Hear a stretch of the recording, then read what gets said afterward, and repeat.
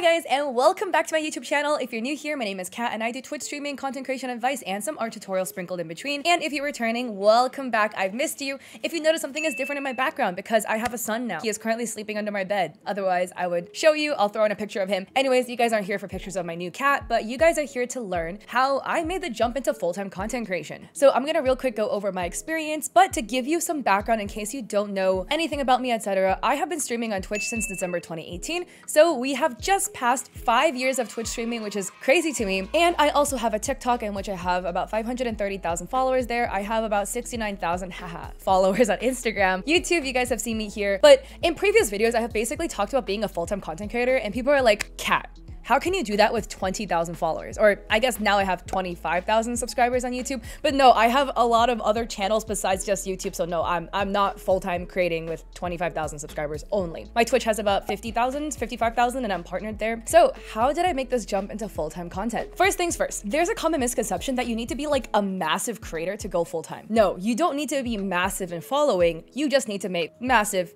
kind of amounts of money. The first way to determine whether you can go full-time or not is to calculate your cost of living. What is your average cost of living after you calculate in rent, your bills, your car insurance if you have one to pay, your debts, and your food expenses, like literally everything you need to live, add that all up. For me, I did the math for myself. I was in the middle of moving, like right when I went full-time. I was calculating my cost of living based on my new cost of living. So the rent that I pay in LA is $1,500 per month. I spend about $400 on like food. I could knock that number down quite a lot to like 200, honestly, if I just wasn't door dashing boba every single day like a lunatic. At the time when I calculated my cost of living, did not have a car, so I did not have a car payment when I was going full-time. Now I do. I just bought one recently. In terms of bills, etc., about $150 for internet, lights, utilities, etc. Summing that up together, that brings my total cost of living to about $2,000 on the high end if I was not, you know, cutting down my food expenditures. Now, in order to go full-time, we do want to make sure that we can make at least our cost of living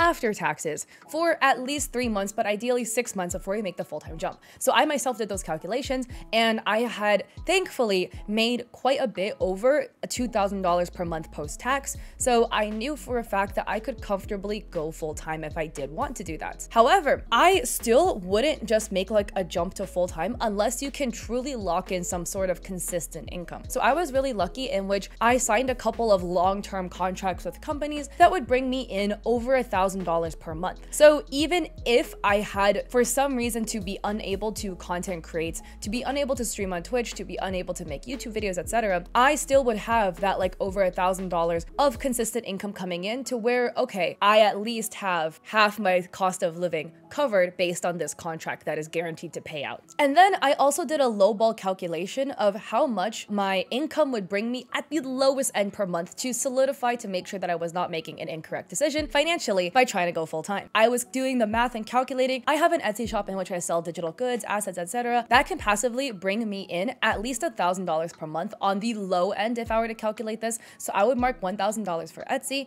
For YouTube passively, it brings me in at least $100. I average about 150, but I'll put 100 just to be safe here. I am not counting any sponsorship income besides the long-term contracts and my passive monthly income that would come in. I have a coffee and I could, I don't know, roughly estimate making $10 there passively.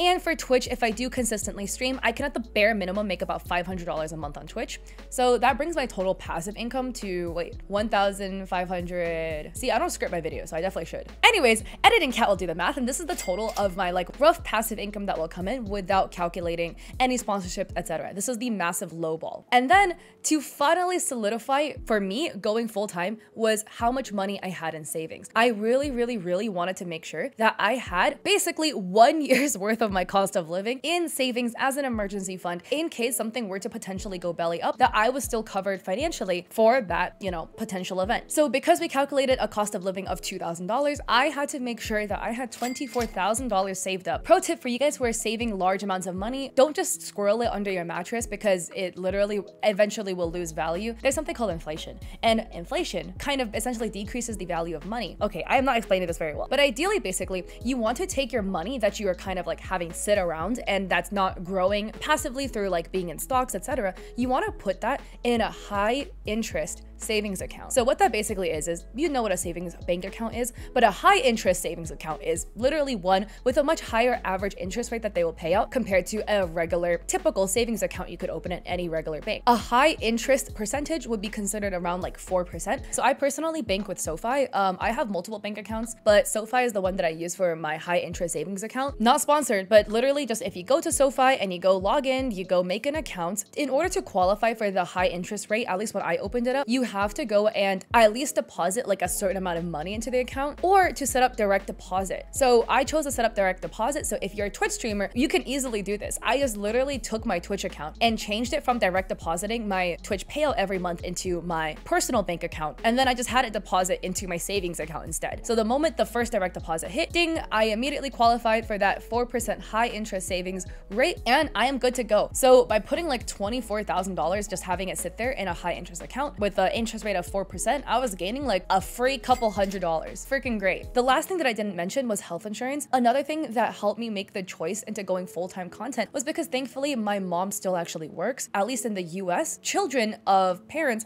are legally allowed to be under their health insurance if their parents have health insurance until the age of 26. So I currently am 23 years old, so I have about 3 years left on free health insurance. Well, not free, but you know, health insurance under my mom that thankfully I could still stay covered under, because if I did have to pay out of pocket for health insurance, that would be quite expensive. But in order to go full-time in content, I would make sure that I met all of these financial requirements before making that jump into full-time content creation. If you're somebody, a creator who's considering going full-time, I wish you the best of luck. I am praying for you and I wish you the best in your journey. Please make sure though that you cover your financial basis if possible. I know some people have to go full-time for exterior reasons, etc., that's completely out of their control. But if you do make a choice to quit a job or something to go into full-time content, please make sure you have all those things covered. So yeah, let me know if this video helped you out. I have other videos about full-time content creation as well if that's something you are interested in checking out. I stream on Twitch 3 days a week, Mondays, Wednesdays, and Saturdays at 7 p.m. PST. I also have an Etsy shop in which I sell digital goods, assets, etc. And I have a coffee in which I have free resources and art for streamers and content creators. So I hope to see you guys there or in another one of my videos. Peace.